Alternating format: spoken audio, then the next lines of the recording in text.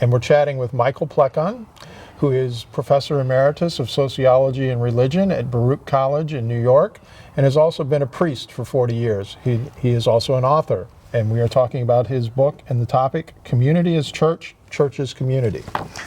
Michael, it's kind of a catchy title. It is. How did you come up with it, and what does it mean? I was looking for a way of showing what the church is in a form that captured a lot of what the church is without getting into too many specifics. So I went to the New Testament.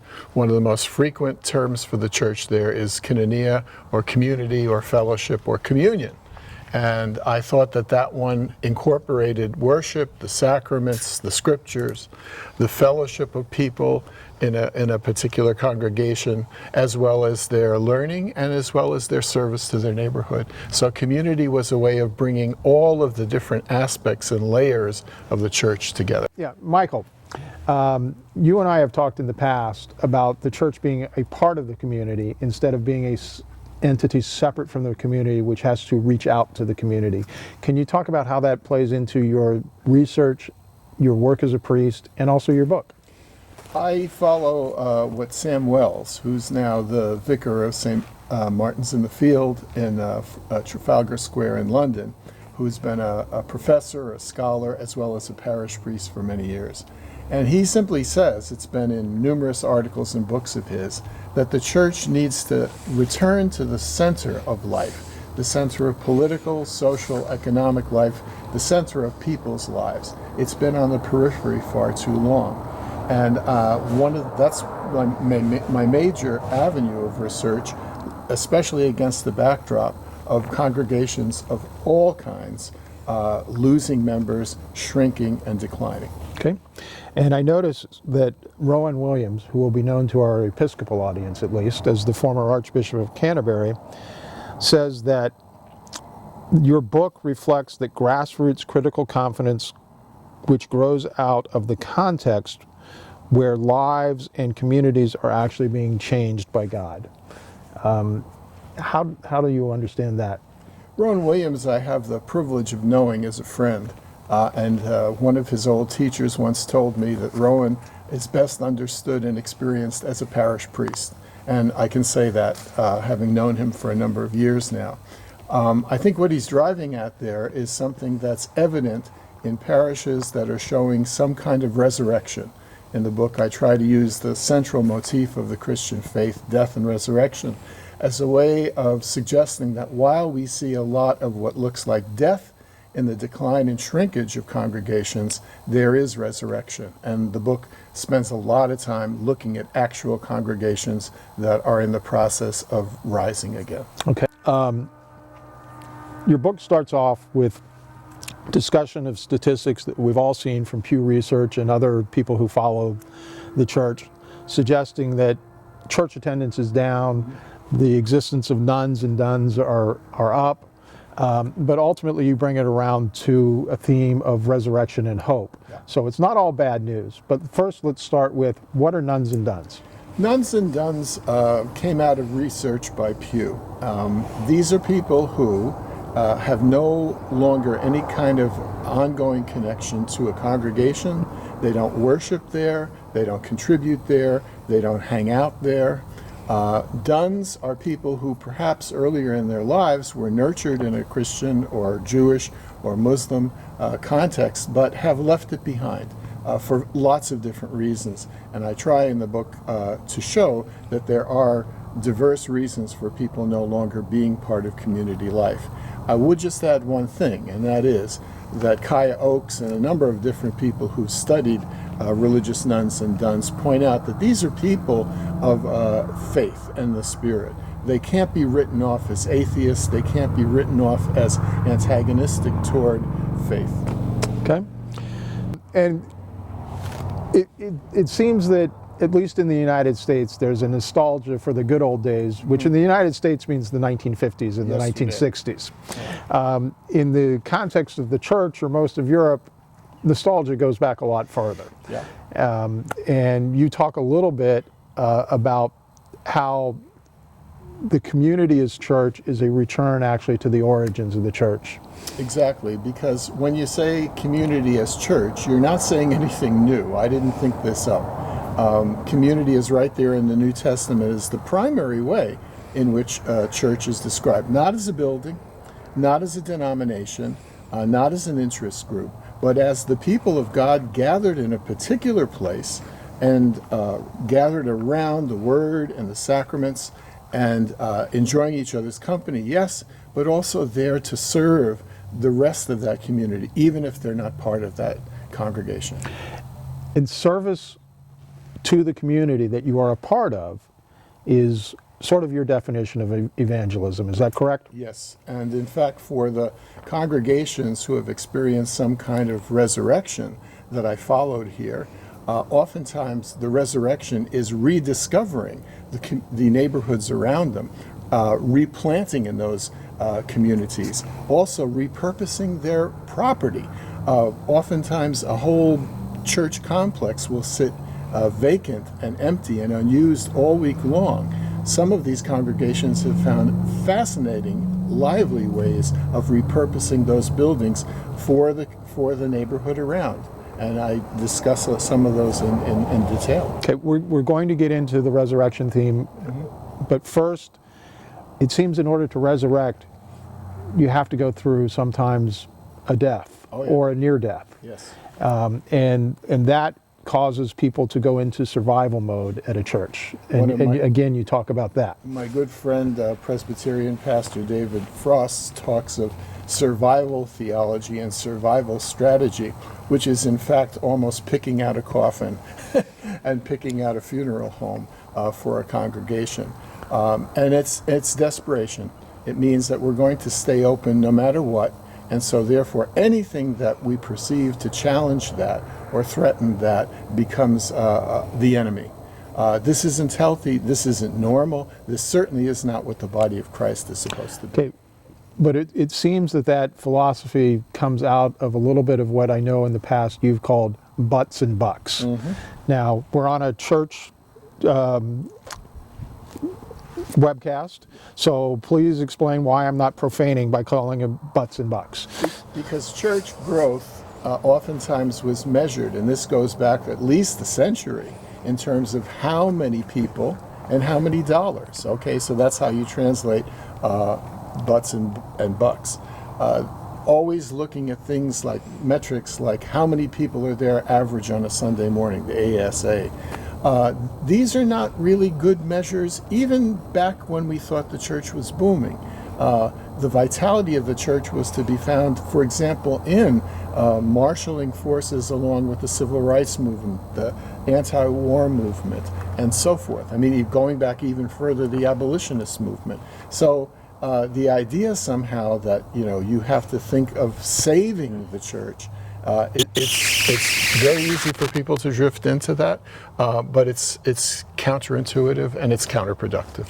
And it seems that a central theme of your work is that you save the church not by worrying so much about whether you lose that one person coming to Sunday attendance. I mean, you want them all to come, you want more people to come, but you save the church by going outside the building, and metaphorically, you and I are sitting outside the building talking. That's right. Well, I think the thing is that we end up reducing church to things like how many people are there in a service on a Sunday or a major holy day. We reduce church to how many people pledge so much money a year to the church. We reduce it to how many people show up for a church supper. We reduce it to things like that, those kinds of measurements, because we're stuck with the church we grew up in. Historians are quick to point out to us that even if we go back into the 1700s, the average parish of any kind, whether it was the Church of England or the Presbyterians or Methodists, was probably way less than 100 members. And I'm not just talking about frontier parishes, I'm even talking about parishes in larger towns. A lot of people never were really part of a church except for the rites of passage, Okay. Michael, you speak about talking about attending church or going to church. And as I was driving down today to meet with you and talk with you, it occurred to me that that's a very limited view of what church is about. You don't go like you're going to the Friday night movies, say your prayers and be done with it. Your church involvement and your prayer extend beyond Sunday, and that is, I believe, a central element of some of the things that you talk about. Exactly. We're church, of course, around the altar, around the Eucharist, around the scriptures, in praying together. We lift up here at St Barnabas maybe 20 or more different names every Sunday to pray for people. But when we are dismissed at the end, go in peace to serve the Lord and the Lord's people, I usually say, Alleluia, Alleluia, Alleluia, thanks be to God. Doesn't you go home and watch the football game? We go home and we're church there. We go home, well, first before we go home, we have a great coffee hour here. We're church at that. We're catching up with our friends, what's happened the week beforehand, what's going on the week afterwards. The food bank is announced when it's that time of the month and so forth. But when we go home on Sunday afternoon and on Monday morning and on Tuesday afternoon and so forth, we're church then. But we have to rediscover that, because most people compartmentalize church to Sunday morning. I mean, I remember once a lady said to me when I was first ordained, "You really have a racket. You only work one day a week, and it's not even a full day." And so what you're saying to me seems like we need to expand our definition of what is church and what is serving our church and our community.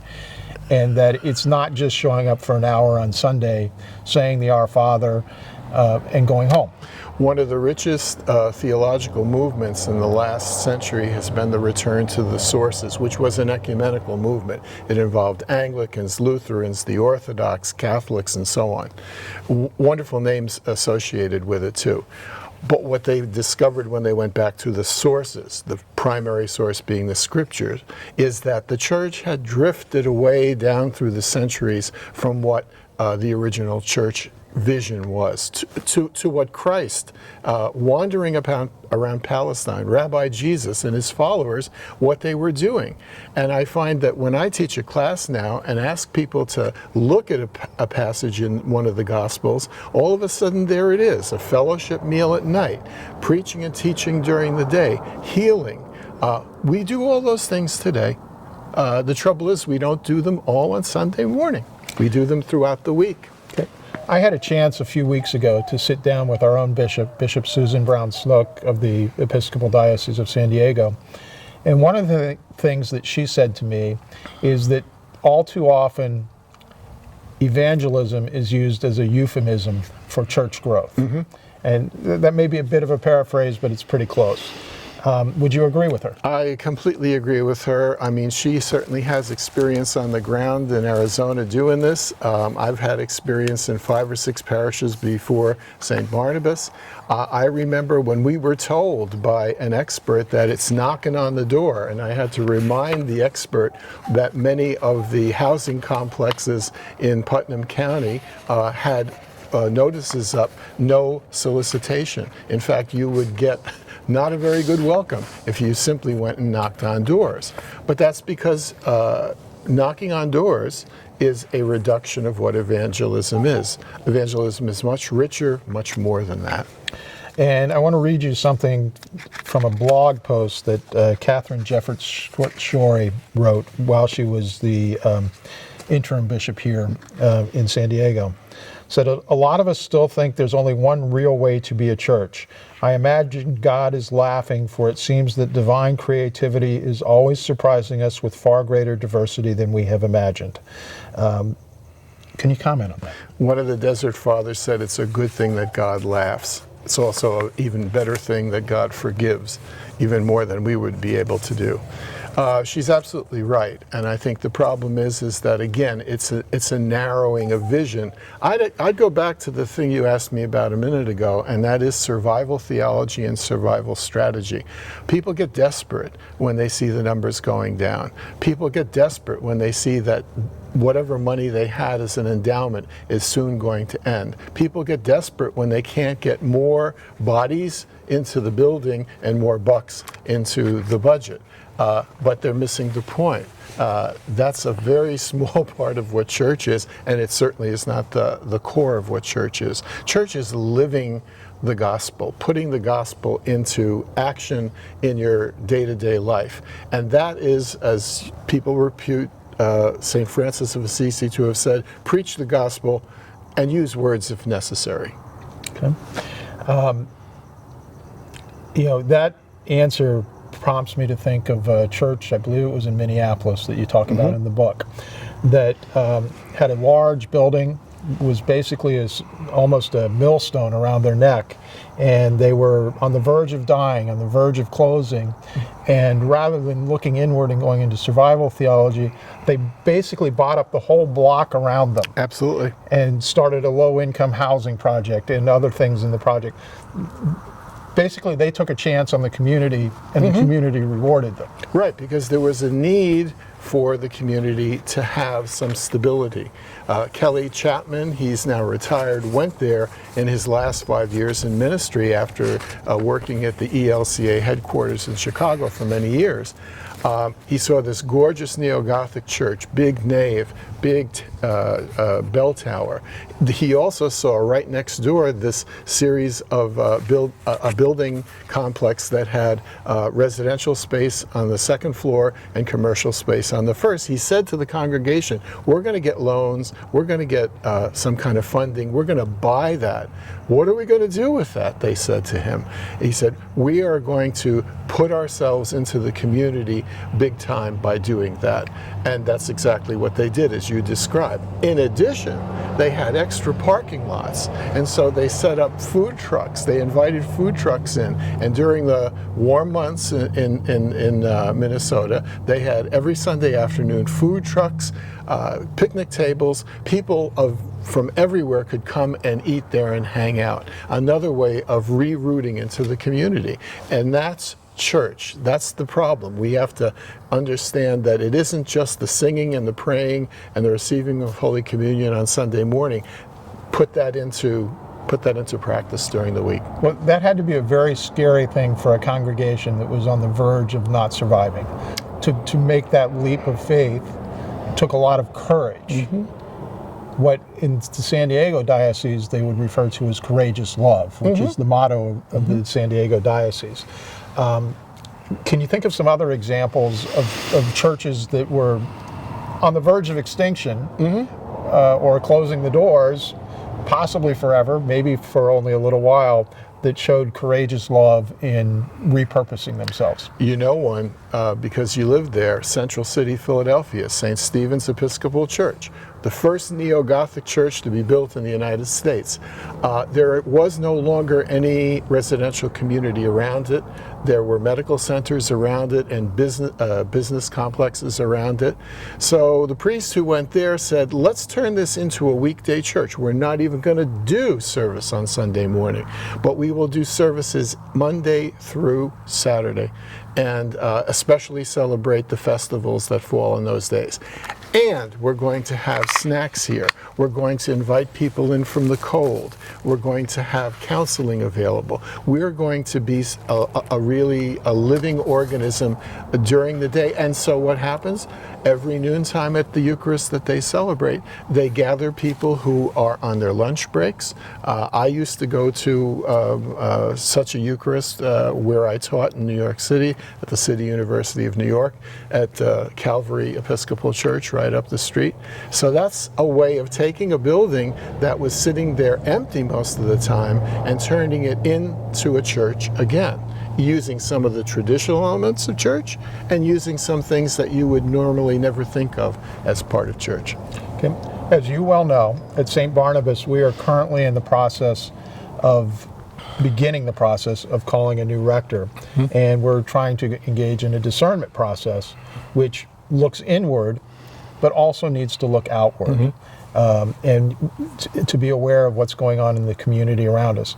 Not just to put more butts in the seat, as you would say, but to figure out how we can best become a part of the community and an integral part. I think you've got some examples in your book of parishes that paid attention to changes in their community and looked outwards. Right now I'm thinking of Carr United Methodist. Can you tell me a little bit about what they did? Carr United Methodist was a dying congregation in Austin, Texas. They were down to less than 20 senior citizens. The bishop of that district came in and proposed to them that they think hard about the future. They did. And one of the things they did is they invited a Zimbabwean congregation that needed a place to worship and to congregate to come in, and they called it Shepherd's House. So Carr, in a certain sense, died and rose again as the Shepherd's House United Methodist Church. And the two congregations merged. In fact, it was very important for the Zimbabweans to also use a lot of English in their liturgy. And it put together two groups of people who might never have found one another. So that's a wonderful example of re-rooting in a community. You don't have to change the name. Sometimes churches do this, but it's taking a new place at the center of life, as Sam well said. Let's talk, if you don't mind, about the example from your book which seems to get the most attention. Kansas City, Missouri, Troost Avenue, Thelma's Kitchen, reconciliation services. We had an intern at my parish back east some 12 years ago. And he bounced from a parish to running a social service agency, and that eventually came to the place that he and his wife and his kids had started out, which was Kansas City.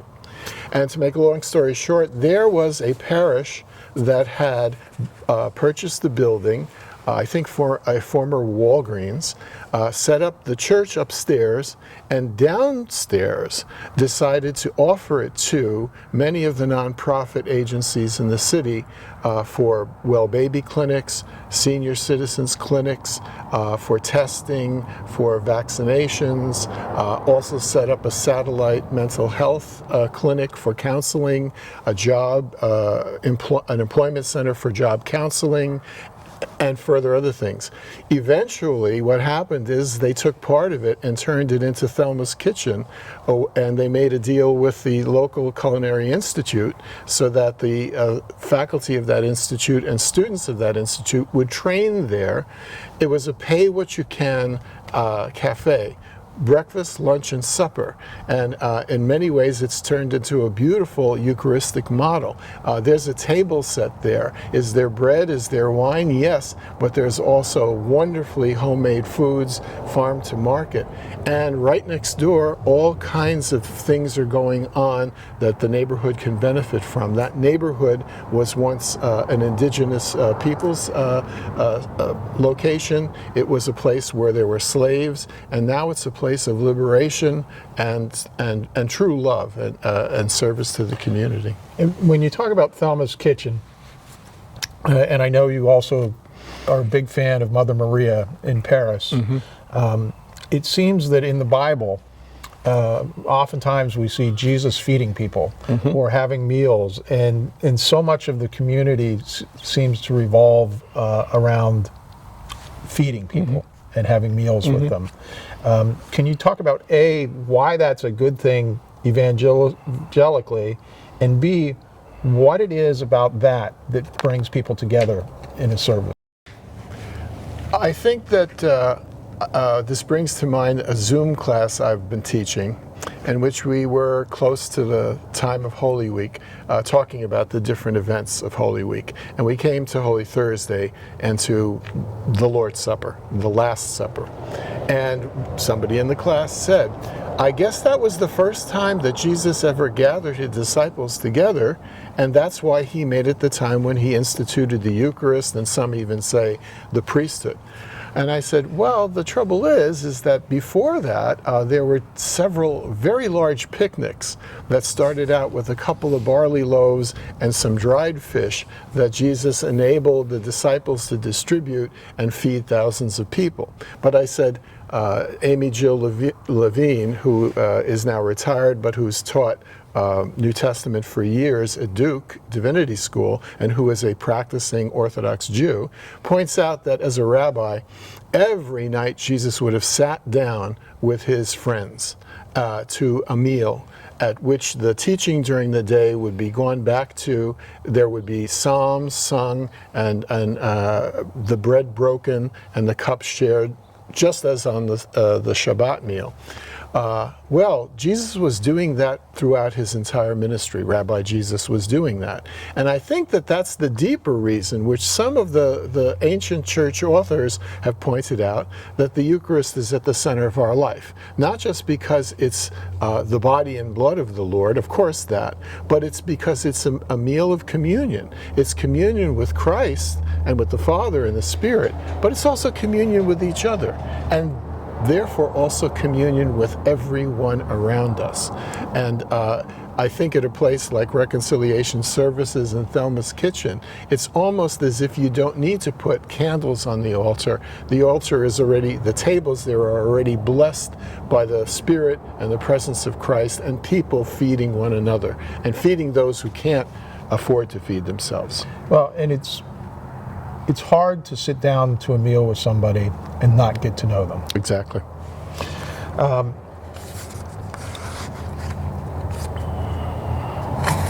want to talk about two different churches, one in New York City and one in DuPont Circle in Washington, D.C., that were both faced with aging buildings and problems related to that. And they tried to come up with the same solution, but because the church in New York City was designated as a historic landmark, they couldn't replace it. Whereas in DuPont Circle, they were able to sell the church building to somebody who built a high-rise for people who worked in Washington and would come in, and they had a service place within the high-rise. Those are unique solutions to a problem that seems to affect or impact a large number of urban churches. I used to live just a couple of blocks away from the Cathedral Church of St. John the Divine, which is, as many cathedrals, has never been completed. Even though under Bishop Paul Moore, they tried valiantly to complete the other tower. It took 500 years to complete Notre Dame, exactly. So they still have time. But then there's a good theological reason for saying don't finish the cathedral, because the work of God goes on there. The body of Christ is present there, but it shows you that we are pilgrims. We're always on the way. So that building is enormous if you've ever been there. At one point in time, it was the largest church building in the world. It's been surpassed now. However, every inch of that building has been put to use. They taught young people from the neighborhood to be stonemasons. They have all kinds of classes that go on there. The building, of course, has historic landmark status. They have several other congregations that worship there. There was, I believe, an Ethiopian Orthodox group that met there for years. There was at least one other Haitian or Caribbean congregation that met there too, in addition to the cathedral congregation. The place in Washington, St. Thomas, I believe it is, by DuPont Circle, a lot of their building was destroyed in a fire. And so they didn't have the luxury of maintaining the building as it was. What they decided to do... What they had was a very valuable piece of real estate. That's exactly what they had, and they took that and they dealt with a developer called Zeus, of all things, like the main god in the Greco-Roman pantheon. And they said, we need to have in the complex that you're putting up a space for ourselves so that we continue to be a worshiping community. We need space for senior citizens. We need space for lower and moderate income people. And then, yes, of course, you're going to use the rest of it for probably high-end residential space. And that's what they did. There was criticism of this because it was doing a deal, if you will, almost with the devil, in that you were dealing with a developer who was going to come in and take space that had once been the property of a not-for-profit. This is going on in a lot of urban areas where there almost is a game, as it were, of developers looking for churches to fold and then to offer them a deal and then to turn their property into a very, very high-end commercial or residential space. Doesn't have to be that way. I want to shift gears. One of the resolutions that the Diocese of San Diego passed at its last convention calls for the creation of Episcopal community missions, which are new ways of reimagining reaching out to the people and getting them involved with Jesus Christ. And one of the examples that was offered within the resolution was a dinner church. Sounds an awful lot like what's going on in Birmingham, Alabama with St. Junia. Yes, and also St. Lydia's in Brooklyn, and there are a number of others now. St. Lydia's was one of the first ones. St. Lydia's was started to try to reach out to people who were under 40 and who were in the newly developing Brooklyn area.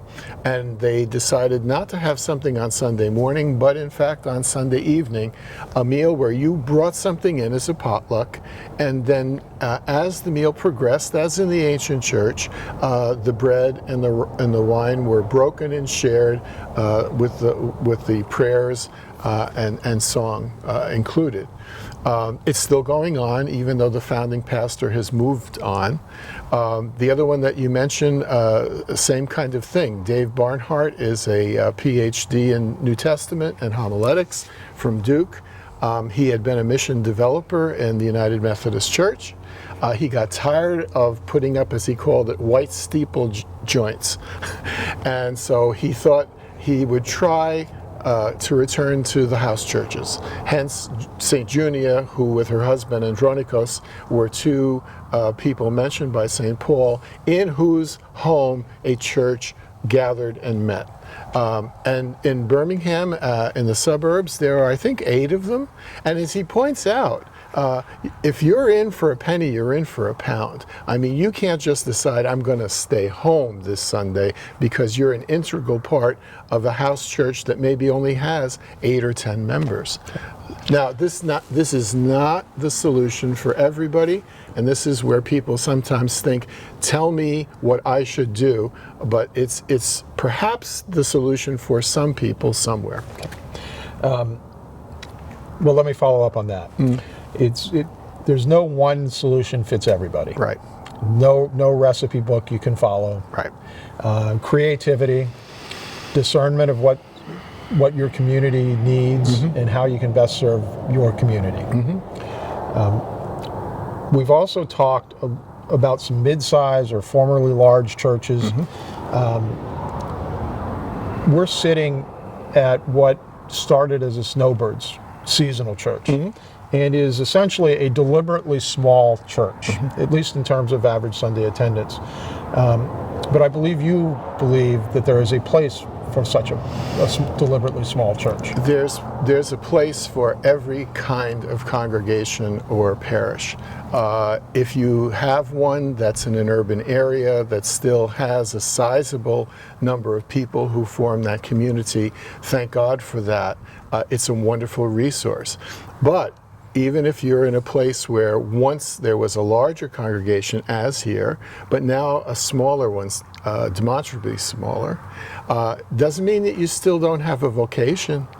Recently, when our rector, who had been here for 12 years, much beloved, Laura Brecht, retired and relocated, one of the things we did is publish an article in the local paper, and I got together material to help the writer of that article. And one of the things I think that I was told by someone who was a leader in providing services to those in need in the community, Martha Deichler, she said to me, that Laura was the pastor of Borrego, not just the pastor of St. Barnabas, but of Borrego in general. And I said, yes, Martha, I told you that because I heard it from the Catholic priest at an ecumenical sunrise service at Easter a couple of years ago. Let me interrupt you. You can have a small parish that is deliberately small or historically small, yet it's still vital and can still be a major contributor to the community. But to some extent, it requires the congregation to step up. Right. Well, I was getting to that. Martha said to me, do you know that you have more leaders of the Borrego Valley community in your congregation, small as it is, than any other parish? And we have 6 of them here in a very small town. And I said, I am aware of that.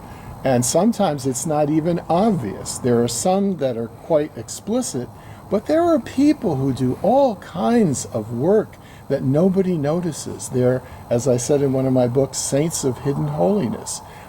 They bring food to people who are shut in. They try to connect those who need work with jobs. One of them even has taken in a homeless young person and given that person a place to get back onto his feet. And nobody trumpets this. It's not in the paper. It's not even in our monthly newsletter, but it goes on. So that kind of leadership can be not just here, but anywhere, as long as people want to live out the gospel. And it seems to me that one of the things that makes it work is that the people who are doing the good works aren't worried about who's getting credit for it. Mm-hmm. A lot of the good work that gets done by the people here gets done through Borrego Ministers Association, because by ourselves we're not big enough to get it done. That's right. But by involving the whole community, we can get things done, and we serve God without worrying about what label or brand label we're putting on it. Right. The BMA, the Borrego Ministers Association, is really a clearinghouse. A clearinghouse importantly because individual cases that are in need can be brought through the members of it, the lay as well as clergy members. And then all of the contributions, all of the grants that we've gotten through outfits in the community and individuals can then be directed to things like helping people with rents. This is especially important in the pandemic. Utilities, food, certificates. The 2 stores here in town, grocery stores, provide between the 2 of them almost $100,000 worth of gift certificates every year. So this is the gospel in action, and here it's really a foretaste of the feast to come, in that it's completely ecumenical. There are Methodists, there are Lutheran, Catholic, Episcopal, Church of Jesus Christ of Latter-day Saints, laity and clergy involved. Okay, and switching gears again, one of the central themes of your book is that the decline in church attendance seems to be related to the mobility cross-generationally. Whereas, back in 1300s when Edward was King of England and we were in the Wars of the Roses, you were born, you lived, you died, you didn't move. We moved forward, the Industrial Revolution, the emigration to America, people moved a little bit more, but they still basically stayed in the same place until we get into the latter part of the 20th century. Yeah, the single biggest factor involved with what's happened to congregations in this country, congregations of all backgrounds, is mobility. It is now the case that you don't have multi-generational families. These used to be the backbone of most parishes. You don't have this anymore because my children grow up, they go off to university, they find a job somewhere else even, they have a family somewhere else besides that, and there they go. So are they ever going to come back to the mother church, if you will, or parish where they grew up? Hardly likely. And this is happening to all of us. It's an ecumenical or a universal phenomenon. It's not a lack of belief. It's not a rejection of faith. It's simply a social fact of life. Well, I want to suggest to you that perhaps the only benefit of the pandemic is that it has shown us that we can redefine community to mean not only those people who are physically with us on Sunday, but those people who can join us online or digitally. Absolutely. And that, in a sense, that allows us to have your family members, like you have a daughter who I believe lives out of state. In Maine. In Maine. And so she could join us on occasion on Zoom or for services, whereas before, those people would move away and you'd never see them at service again. That's right. But now we have an opportunity, by rethinking what our community is, that we have both a geographic community that we are physically in and an online community of people that we want to interact with. We simply have to be digital going forward for so many different reasons. It enables people to join the gathering on Sunday morning, to pray, to see the faces in the gallery. When we were all shut down, it was like an icon screen. It was seeing all of the saints of the Church of St Barnabas here in Borrego, and it was reassuring because we couldn't be with each other even though we were still here in the same town. That's continued. We have members who cannot come back here because of age and health, but they can watch us from Iowa, they can watch us from Indiana, they can watch us from Washington State. They would not be part of the community were it not for the Zooming of our services. Well, in our particular case, since we're still a bit of a snowbirds church, it allows our seasonal attendance to stay up, even though people may be summering elsewhere. I mean, because let's face it, summer is the time you don't want to be in Borrego Springs. But it also allows us to attract new people. We have one regular Zoomer who is a Methodist minister. That's right. Who joined us because the Methodist Church did not offer Zooming. That's right. And now that we're back to a combination hybrid and in-person, he still comes, he contributes, he's a very valuable member of the community. Yep. And we're probably going to invite him to preach when he's physically here. And he will do as he's done before when he was here with his wife. He will join with me and whatever other clergy want to do this and do Ashes to Go on Ash Wednesday at the Christmas Circle. I mean, literally, people drive up. We pray with them, give them the ashes. Oftentimes it turns into a kind of a mini confession too. And this is something that brings the faith into the, if you will, the marketplace. What, again, Sam Wells was saying, the church needs to come back and be part of the community. Okay, I'm going to use the old grade school math thing that we all know, a Venn diagram. You draw here, church, here, community. That's not working. We need to put them together. That's right. There's a wonderful cartoon from the Church of England's Church Times that I've sent to you, and it says, "Where is the church?" And the bottom line is in the cartoon by a guy named Donald Wacker, I believe his name is, the church is everywhere. It's in a cafe, it's in the church building, it's in people's homes, it's on the tube, the subway, it's everywhere. And that again is something that we have to relearn. The church has always been that, but we've forgotten it. We've kind of, in a certain way, imprisoned it within the four walls of the nave. Okay. Michael, I grew up Roman Catholic. We used to joke that we didn't have to read the Bible because we hired a priest to do that and give us a book report. It sounds like that's not going to work. Nope. It sounds like the book report and reading the Bible are important. Right. But what you seem to be saying is that living the Bible is the more important part. Yeah. We now have, for some time now, decades, the new lectionary. Some people still call it the new lectionary, in which every Sunday, every feast day, we hear not only from the Hebrew Bible a reading, but also the Psalm, but we also have a reading from one of the letters of the apostles, the epistles, and a reading from one of the gospels.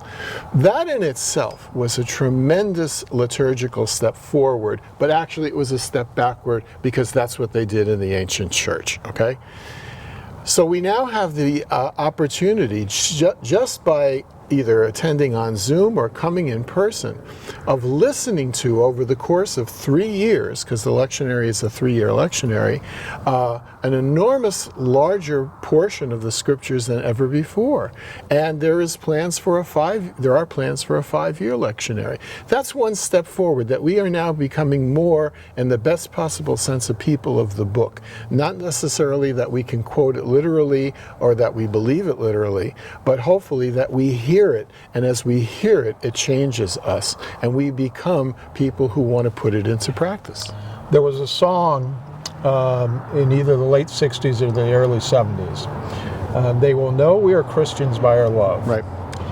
And there's also a slogan that goes around, WWJD.